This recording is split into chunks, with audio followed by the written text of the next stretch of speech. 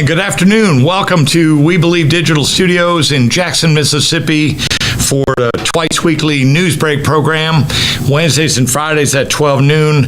My name is Chris Young. We've got a bunch of stories to share with you today. 67 degrees at our high temperature today in Jackson with a steady rain.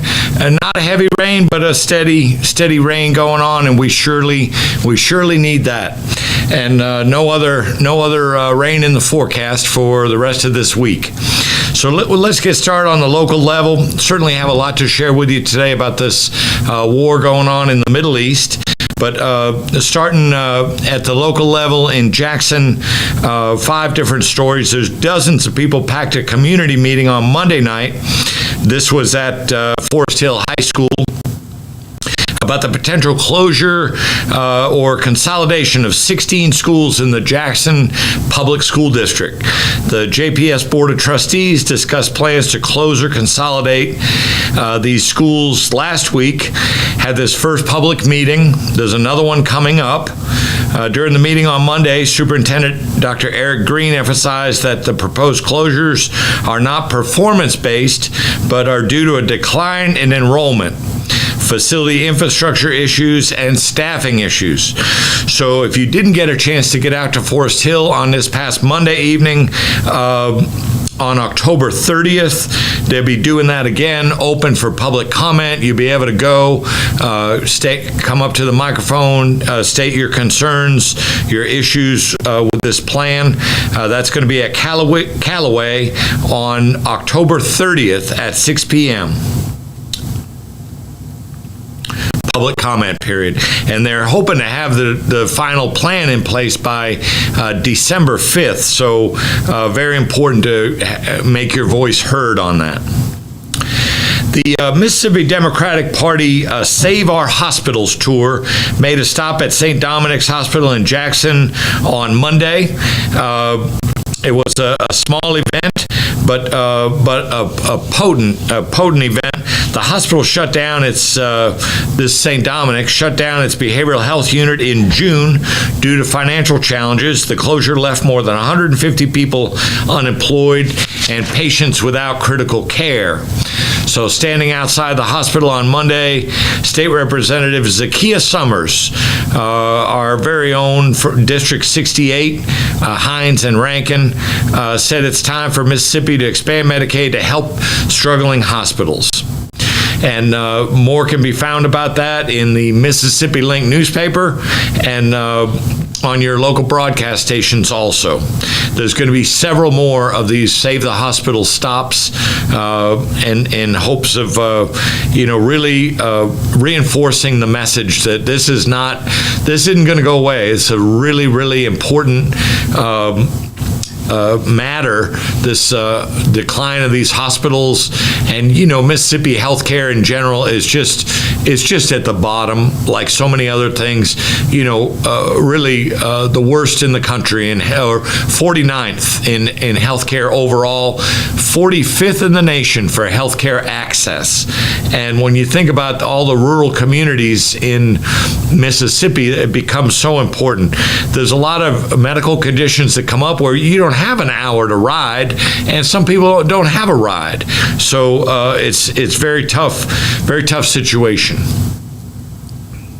Talk next about JSU, the I Love, the Board of Trustees of State Institutions of Higher Learning. Not necessarily the I Love. This board, primarily white people, that make up this IHL board governing the state institutions. They held a meeting on yesterday to discuss a personnel matter concerning the search for the next president of Jackson State. After nearly 6 hours of speaking with candidates and deliberating, the board decided to take no action. Stephen Cunningham, a board member, said the presidential search is going as anticipated, and that some decisions cannot be rushed.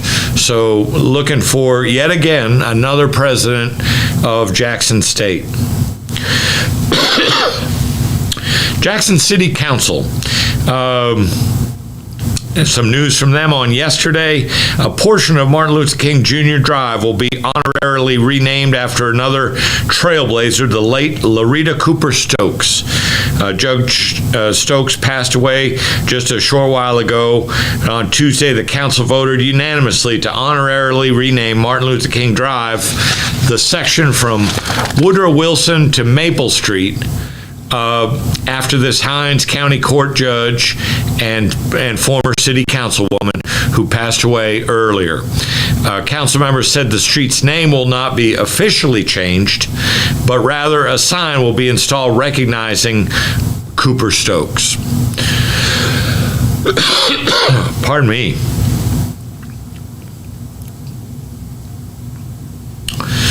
Some big news from involving Jackson Police Department and WLBT. You know, WLBT for several years been maintaining a homicide tracker on their website. If you go to the WLBT website and scroll down to Jackson Crime, and then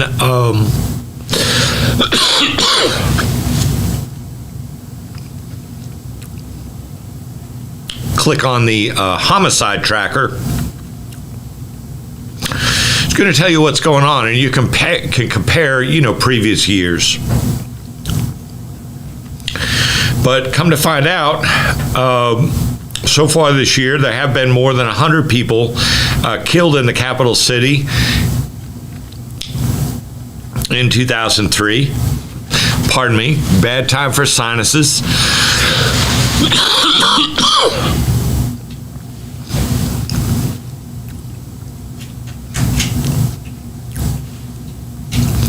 And that number recently surged because of previously undisclosed homicides that Jackson Police Department has now released to WLBT. So 24 additional killings that the agency waited months to share with WLBT and by extension with the public. So when you go on that website, thank you, sir. When you go on that website today, and compare, and I use the date of October 6th. So that's just 5 days ago. So as of 5 days ago this year, there's been 102 homicides in Jackson, and here we were thinking that the numbers were going down.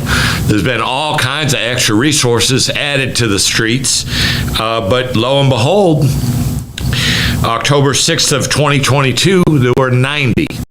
So 12 more than this time last year. Tough to wrap your brain around that.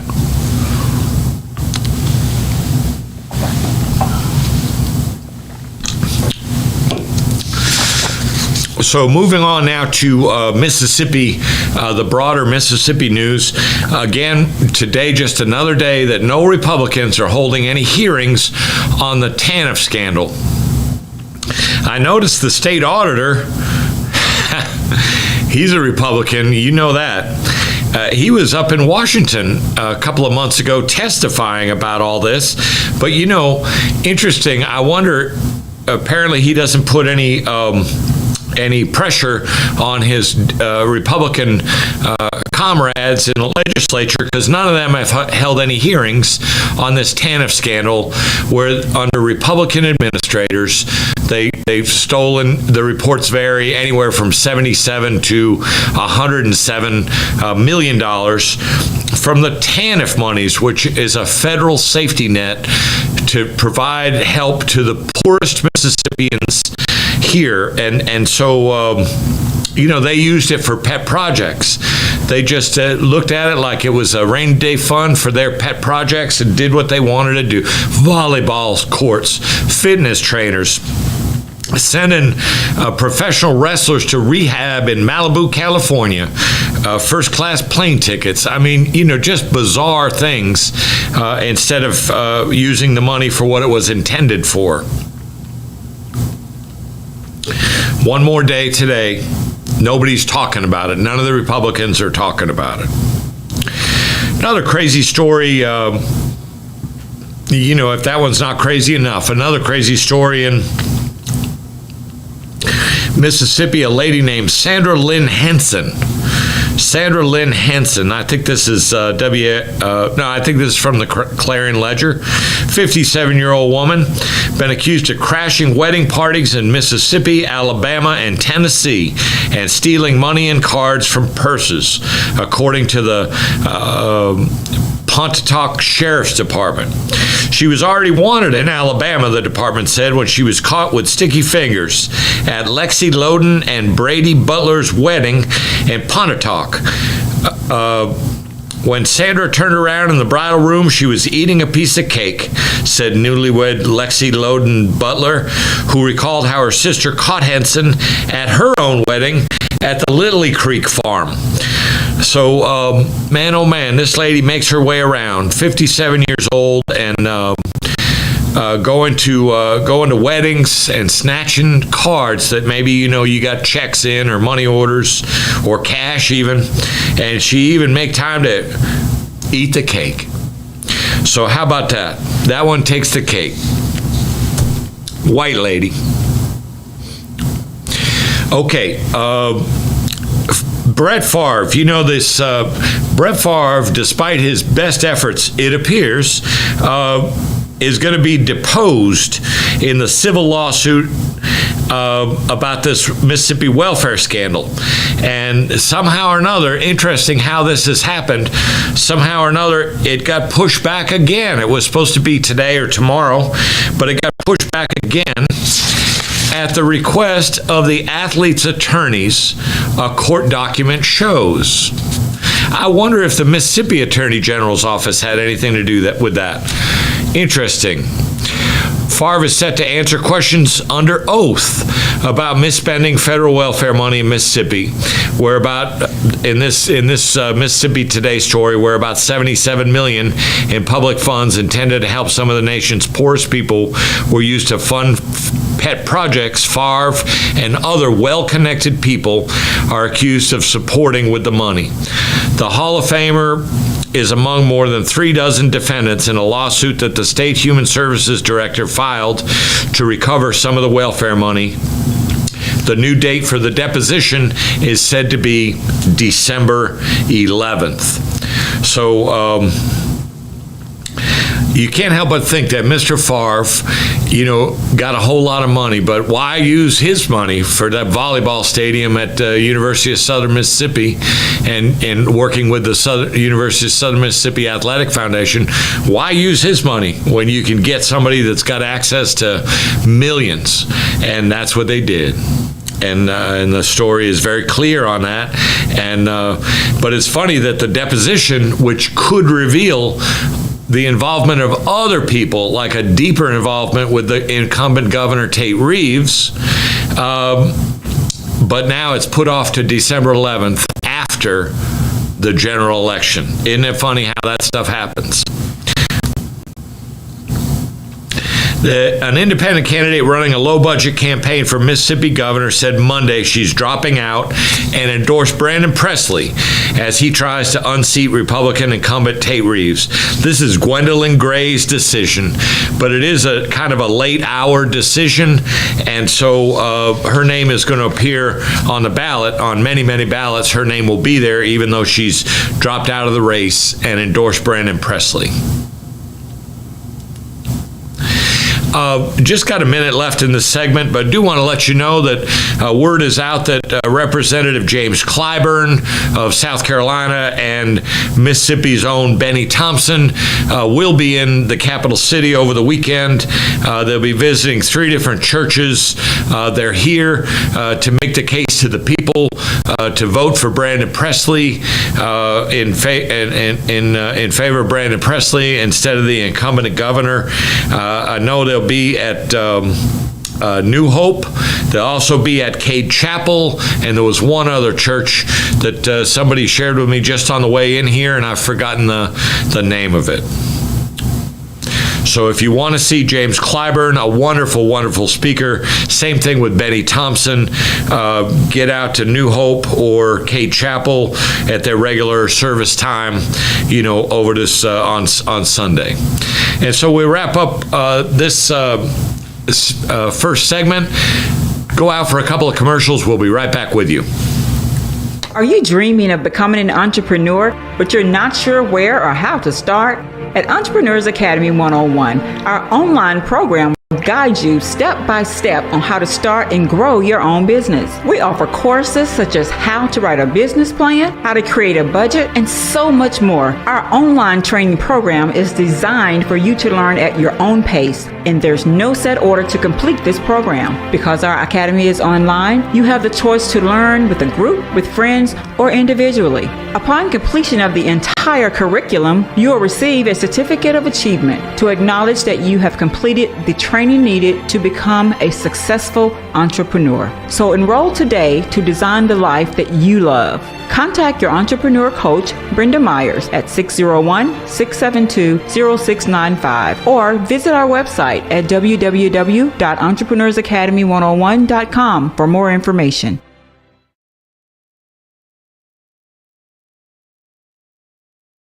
Hey, have you heard about the Accountable Card? It's more than a card. It's a complete mobile banking service that's accountable to all of us. You'll get a no credit check debit card good anywhere Visa is accepted. Make purchases, deposits, even get or transfer cash with an FDIC insured bank account managed from our smartphone app. There's even a pre-approved no interest line of credit if you need emergency cash. So why go to the bank when you can have ours in your pocket? Get accountable. Just download our app today. And welcome back to We Believe Digital Newsbreak. So glad you're joining us today. We're about ready to move on to the stories at the national level, but just have to tell you, went to that fair, went to that Mississippi State Fair on, what was that, Saturday night. Took my girl down there, and very, very, very interesting. I just want to say one thing about it. It wasn't that crowded on the first Saturday night. It wasn't that crowded. Plenty of people. But I have to tell you who I saw in the minority. Who I saw in the minority at the Mississippi State Fair, and that was white people. And, all kinds of Hispanic people and all kinds of black people at the Mississippi State Fair buying those $15 Polish sausages, those $10 French fries, the $10 medium lemonades. And delicious. But I thought that was very interesting. And, I look at the lineup. I look at the musical lineup for the State Fair.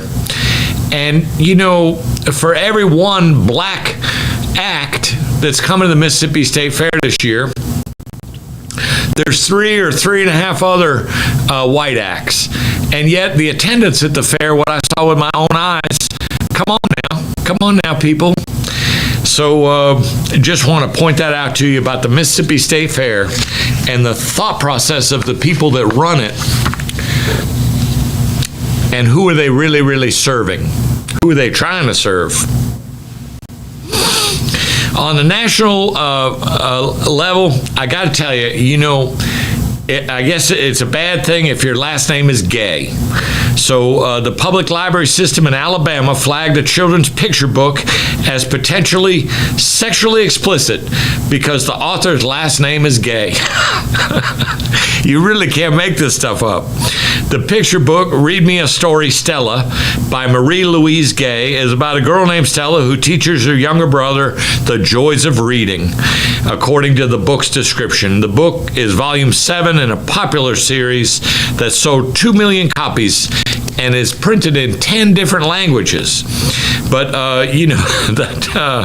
the public library system in Alabama, they scrutinizing, So, I just decided to look up the last name Gay, and the first citation I came to was Wikipedia, and it said that there's about 110 famous or notable people that have the last name of Gay.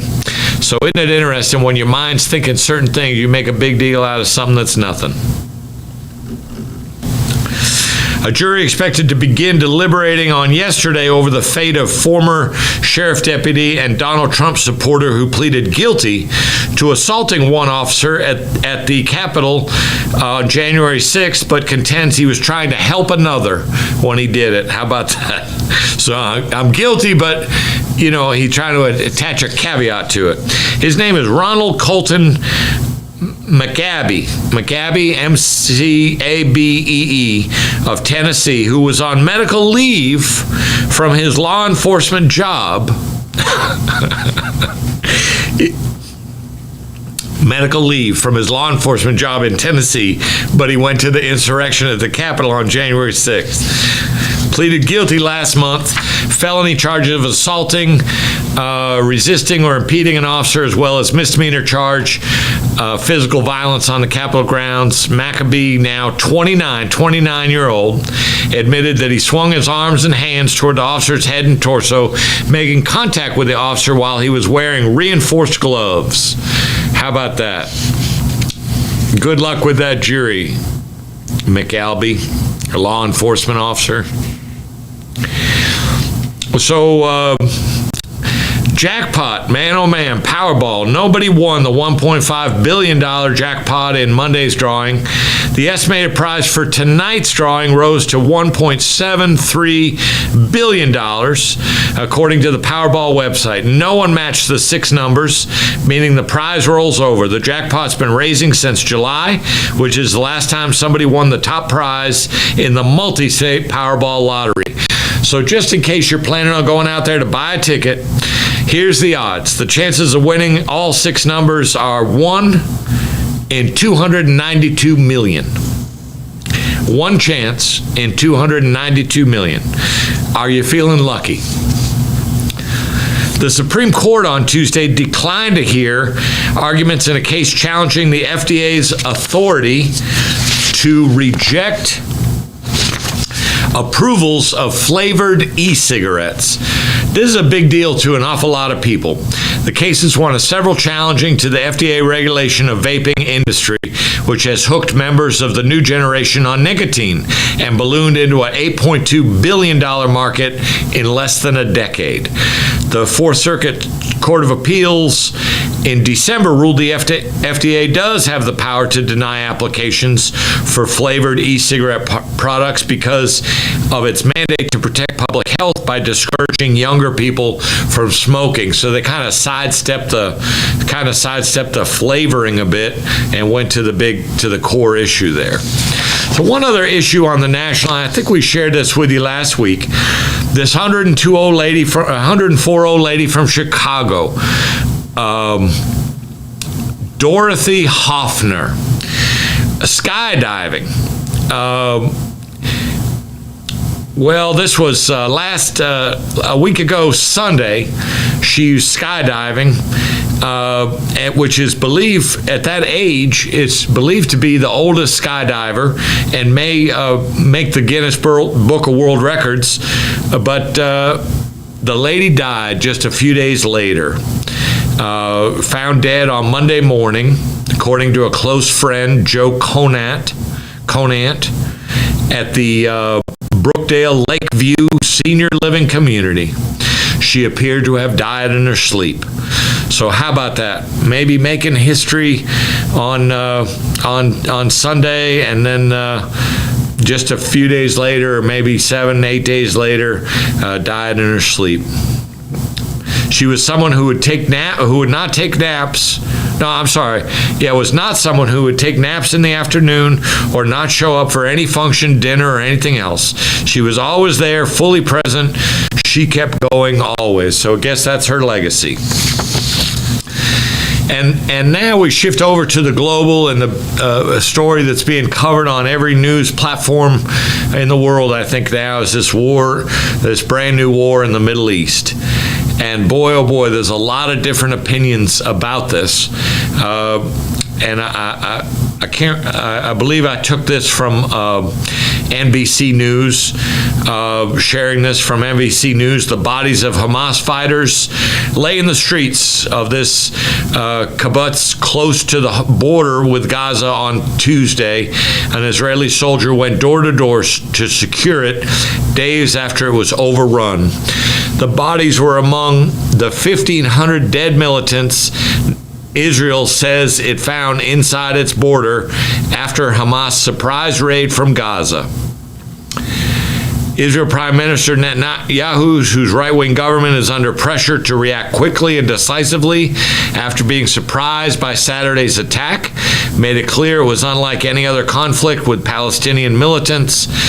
Israel would fight this war with a mighty vengeance, he said, and he and other Israeli officials vowed to destroy Hamas military capabilities. This would be difficult, if not impossible, using airstrikes alone, which are already battering the tiny blockaded Gaza Strip. And seemingly, to this end, Israel has called up 360,000 reservists, adding to a standing army of some 170,000. So over 500,000. It obviously looks like a ground war is imminent. President Joe Biden stressed in a news conference yesterday, that his highest priority is to secure the safety of American hostages, and he's directing his team to share intelligence and consult with Israeli counterparts to aid in hostage recovery efforts. Israel has had said its border with Gaza is now secure, and that the bodies of about 1,500 militants have been found. This kind of confusing number. 3 days after the Hamas fighters broke through to launch the surprise attack. So at least 830 people, including 140 children, have been killed in Gaza, while more than 1,000 have been killed in Israel. That number is now up over 1,500 killed in Israel, and it appears about 1,050 killed in Gaza. So these numbers keep growing on a daily basis. Fears were growing for dozens of hostages after Hamas threatened to start executing them if Israel bombed civilians in Gaza. President Joe Biden said that 14 Americans had been killed and others were being held hostage. Don't have the exact number of the hostages. And then preparing just a few minutes before coming on the air, just one last update on this. Israeli Prime Minister, and this is from USA Today, Israeli Prime Minister Benjamin Netanyahu and opposition leader Benny Gantz have agreed to form an emergency government seeking to shore up security decision-making as the conflict with Hamas persists. The Gaza Strip's single operational power plant has now run out of fuel amid an ongoing, quote, complete siege, unquote, by Israel, which is no longer sending its own supplies to the region, and it's over 2 million inhabitants. The death toll is rising, and in Israel and the Gaza Strip as missiles rain down and hostilities range for a fifth day on Wednesday. And speaking of missiles raining down, there's more programming coming up at 1 o'clock today on We Believe Digital, going into a lot more detail on that and going much, much deeper into the various perspectives. Everybody wants to, everybody sides with Israel, and a lot of people questioning what that's all about, and if their behavior over time just might have had something to do with this strike by Hamas. You know, you kick somebody often enough, sooner or later they're going to react, right? The death toll rising in Israel's military said it is amassing troops near the Gaza Strip as part of the response following a brutal, multi-pronged attack from Palestinian militant group Hamas over the weekend. The U.S., whose Secretary of State Antony Blinken is due to arrive in Israel on tomorrow, is discussing a possible humanitarian corridor from the Gaza Strip with Egypt, and amid UN concerns over damage against civilians. The Hamas terrorist offensive on Saturday also targeted civilian sites, including a music festival. Ripping into the financial sphere, the Israeli crisis could impact the oil markets. A top Russian official warned that and that the crude prices are typically sensitive to political turbulence in the Middle East, where much of the world's oil production is based. So that wraps it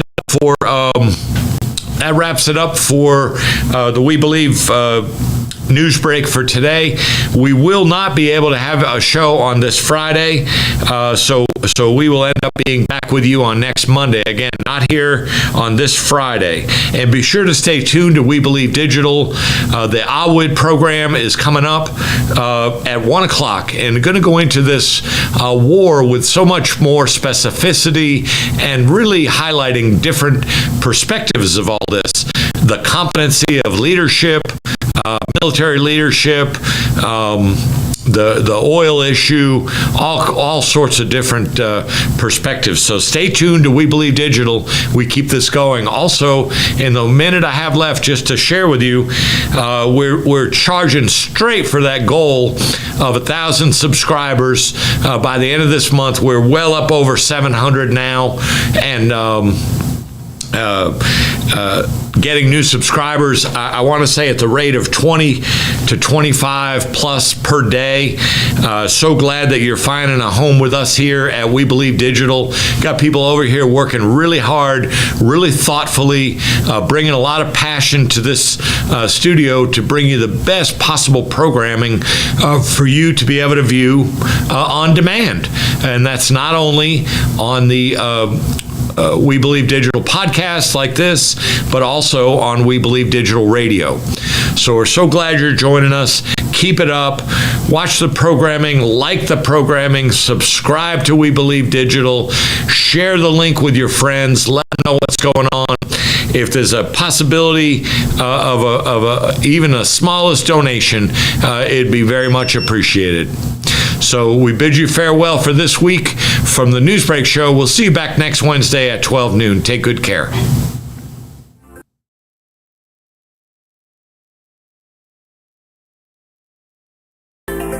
Looking for the hottest content in the city of Jackson and surrounding areas? Check out WeBelieveDigital.com. Also follow us on Facebook, Instagram, TikTok, and YouTube. We Believe Digital Podcast is here for all your podcast